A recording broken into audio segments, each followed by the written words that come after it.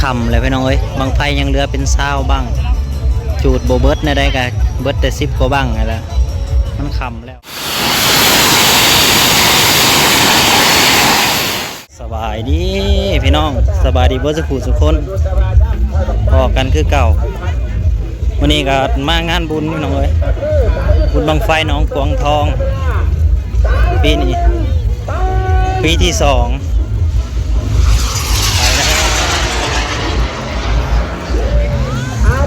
ปีที่2พี่น้องเอ้ย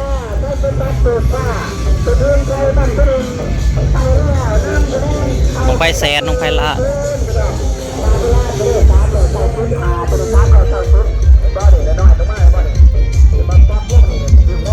ไปเบิ่งบังไฟก่อน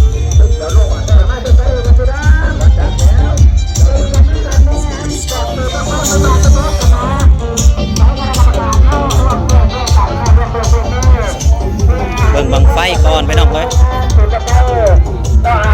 แต่ละปีก็ต้องมาเบิ่งบังไฟซะก่อน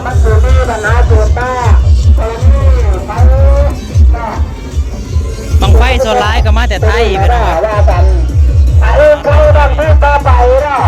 ก็คือว่าตั้งแต่ตั้งเรื่องใครไงภาษาก็คือจะได้มาลงชื่อเขาชื่อนอกจากเป็นการสัญลักษณ์มา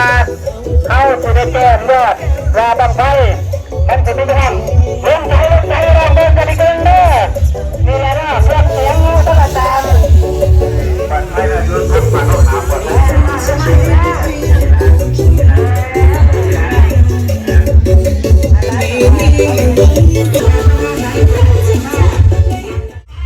บังไฟหลายไปน้องเอ้ย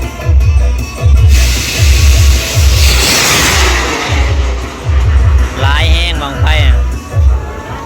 เศร้ากว่าบ้างคนหมดแล้วคนหมักบังไฟไปน้องเอ้ยอยู่ไซก็ตามมาฝ่าเป็นกำลังใจเด้อไปน้องเด้อบังไฟส่วนร้ายก็มาแต่ค่ายฝั่งไทยอยู่แล้วไปน้องเอ้ยมาแต่ค่ายฝั่งไทยสั่งมาแต่ค่าย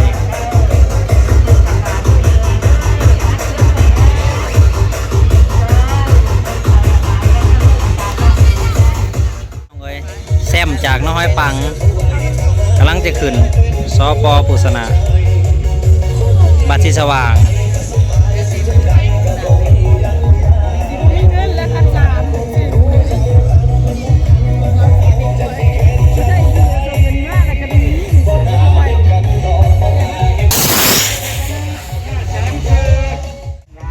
เบิ่งบังไฟน้อย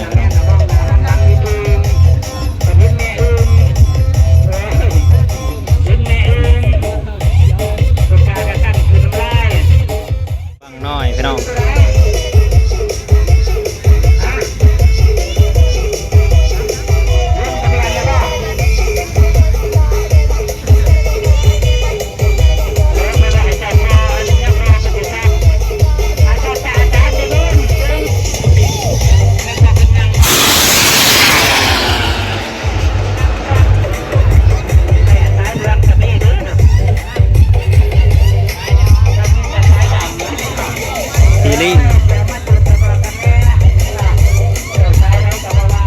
ไปแสนบังที่2ไว้น้อง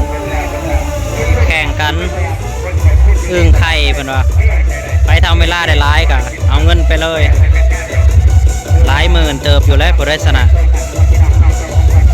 แซมอยู่นะห้อยปัง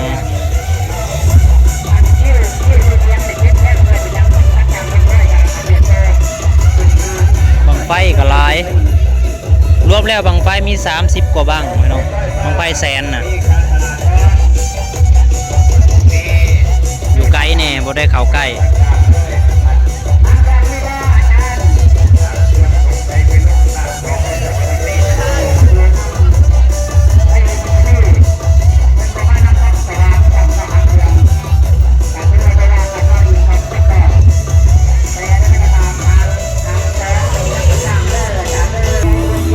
ออกอีกแล้วบังไฟแสนพี่น้อง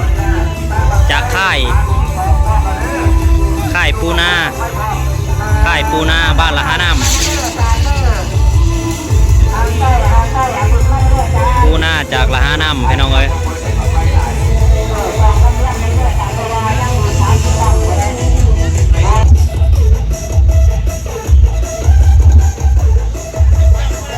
คนหมักเบิ่งบังไฟพี่น้องอยู่ไซก็ตามอันนี้ค่ายของบังไฟลาวเองบังไฟจากฝั่งลาวเขาเองจะเป็นคณะกรรมการเนาะทีมส่อง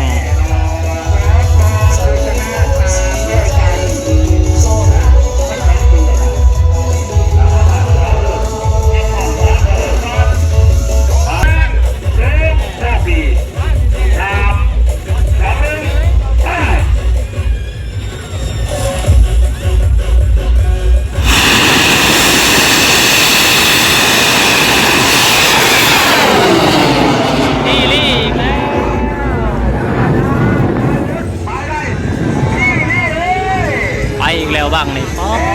สุดอะไรพี่น้องสุดอะไรสุดขนาดแซมจากน้องห้อยปัง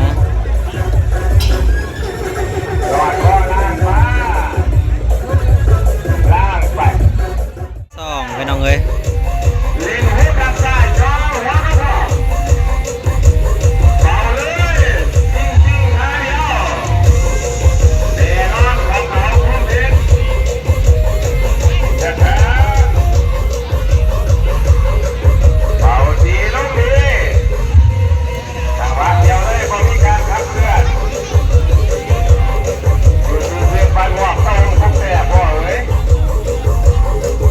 แซมจากน้อยปัง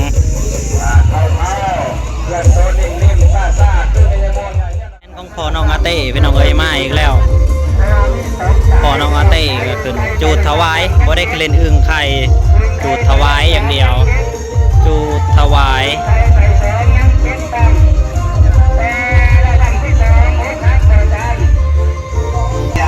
บางนี่ไปอีกแล้วพี่น้องจากค่ายใดมาแต่ไทยบ่มาแต่ไทยบ่เนี่ยค่ายนี่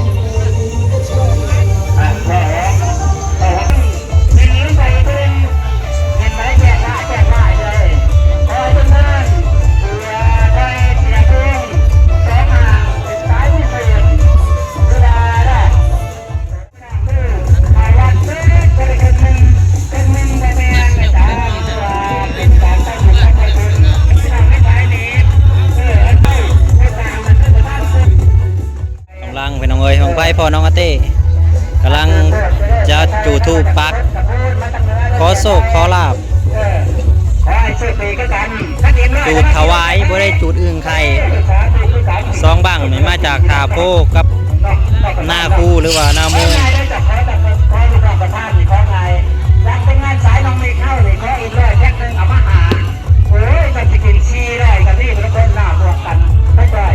นี่แหละพี่น้องเจ้าของบังไฟกำลังย่างไปจะไปสอดพอน้องอาเต้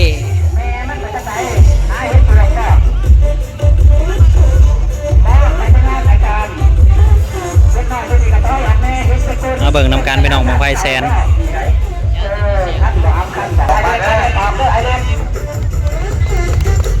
ด้านซ้ายด้านขวาปลอดภัยทุกชุดทุกวงปลอดภัยฐานที่สองไว้ถึงสูงสูงลูกใกล้ๆได้ขะแม่หลายๆขอที่บ้านทรงสุขี3 2 1ไปสู้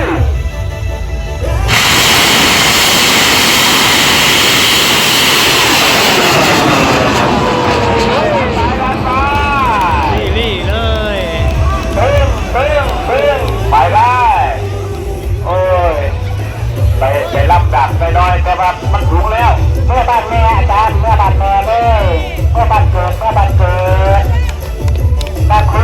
ไปนาคูเลยล่างไปหามออกมาอีกแล้วพี่น้องจากทีมงานใดดิ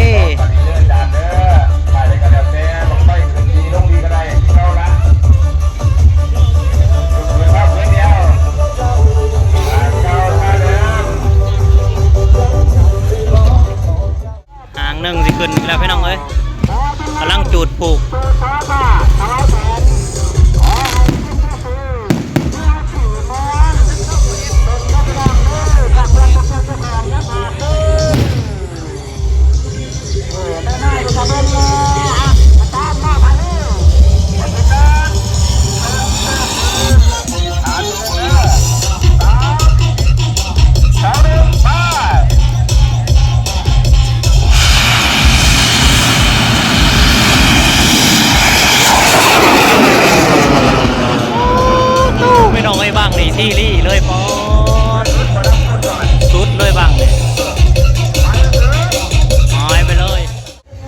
คนหลายอยู่เลยพี่น้องเอ้ยมาโซนนี้ก่อนมาเบิ่งใกล้ๆ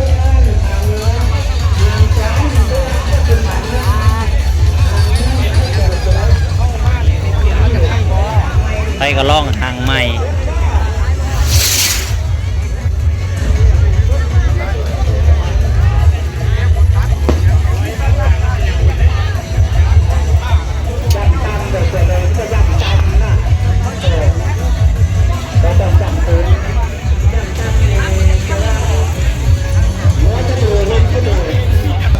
บางไฟลายอะไรพี่น้องมีไว้ทุกโซนทั้งนี้ก็มีโซนทั้งนี้ก็ลายบางไฟอ่ะโอ้หางสับลาบอยู่งานทุกท่ายเนาะใครก็จะมาจูดถวายฟ้าจูดแข่ง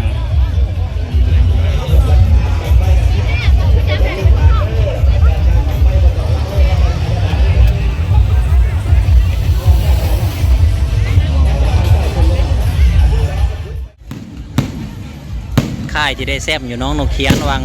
วันที่4นี่ค่ายนี่แหละพี่น้องบัวเขียวน้ำโซ่กว่าสันค่ายที่ได้แซบมาเบิ่งน้ำกันที่4ผ่านมานี่แหละได้แซบเงินรางวัล50,000 บาทเตรียมโต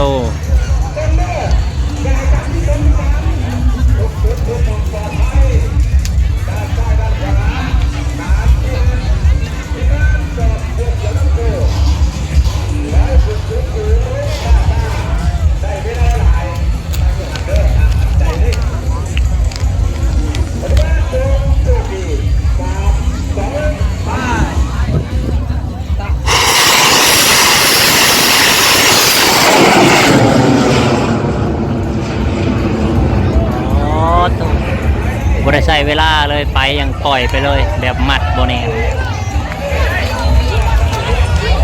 สูตรเขาเจ้าคือมัดโบแนนให้เวลามันขึ้นแบบให้เวลามันทางขึ้น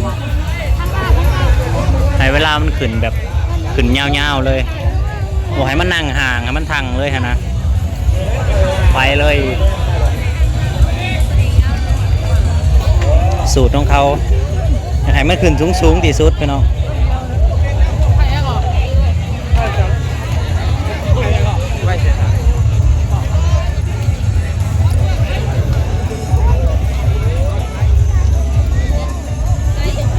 แบกขึ้นอีกแล้วมันคำเลยพี่น้องเอ้ยบางไฟยังเหลือเป็นเศร้าบ้างจูดโบเบิร์ตในได้กันเบิร์ตแต่10 กว่าบ้างไงล่ะมันคำแล้วต้องเผาต้องเร่งขึ้นทีละคู่เป็นคู่ขึ้นเลยยังจะทันปี2 ปีผ่านมาเนี่ยส่วนร้ายเป็นก็เน้นจัดบุญบังไฟพี่น้องเอ้ยบังไฟกับส่วนร้ายก็นำมาแต่ฝั่งไทยพอแหละค่ายอยู่ฝั่งไทยมาจูดอยู่ฝั่งลาวจูดอึ่งไข่มันเอิ้นว่าลงทะเบียนจูดแข่งรับเงินรางวัลใครทำเวลาได้ร้ายก็ได้ไปแตกแล้วว้าว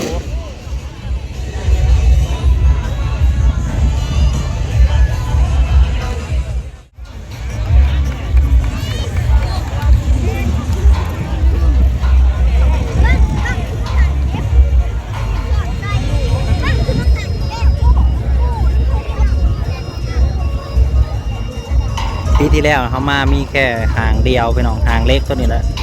จูดขึ้นไปแล้ววันนี้มันห้อนแต่มันจะเย็นรออีกใส่เวลาโดน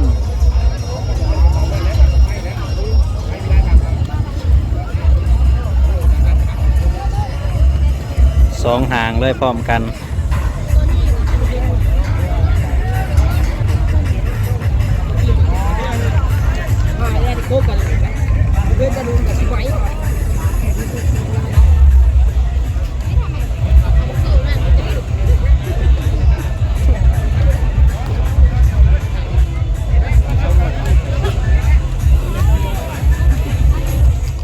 มาเลยค่ายดอกบัวเขียวค่ายที่ได้แซมอยู่น้องหนูเขียนพี่น้องเลย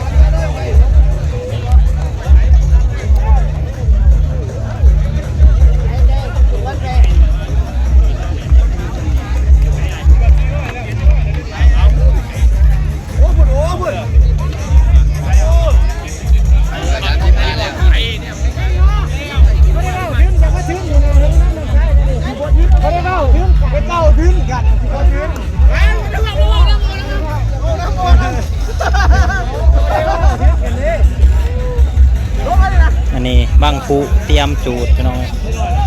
เตรียมจูดบางผู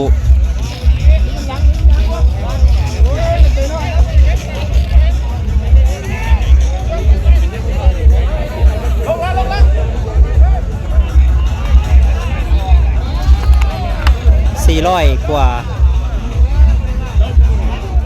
แล้วพี่น้องเอ้ยฐานหนึ่งกำลังจะขึ้นกำลังจะขึ้นปล่อยขึ้นแล้วปล่อยบางผูก่อน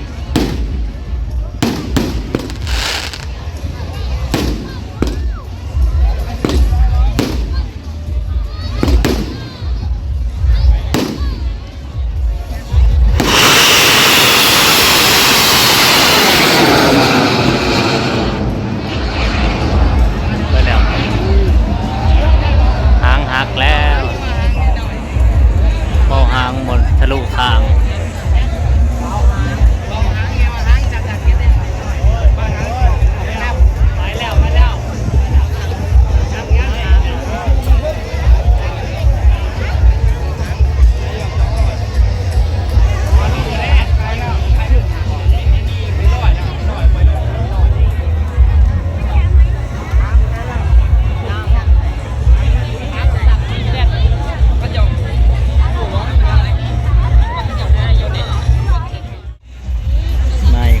พี่น้อง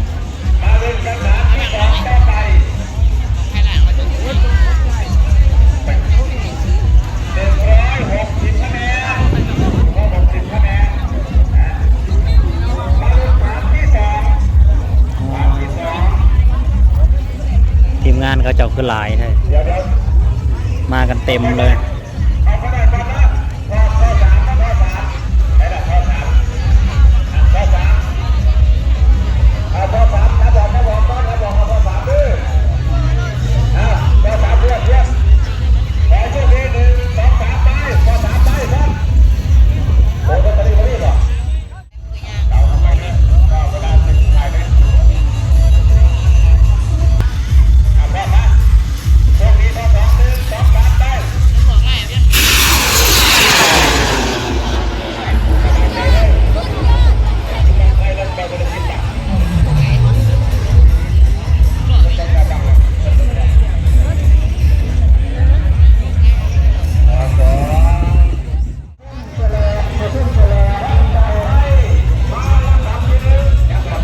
เจ้าของบังไฟบ้านใหม่น้องหวาพี่น้องเลย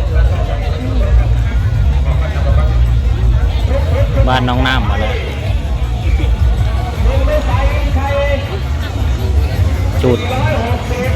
จูดแข่ง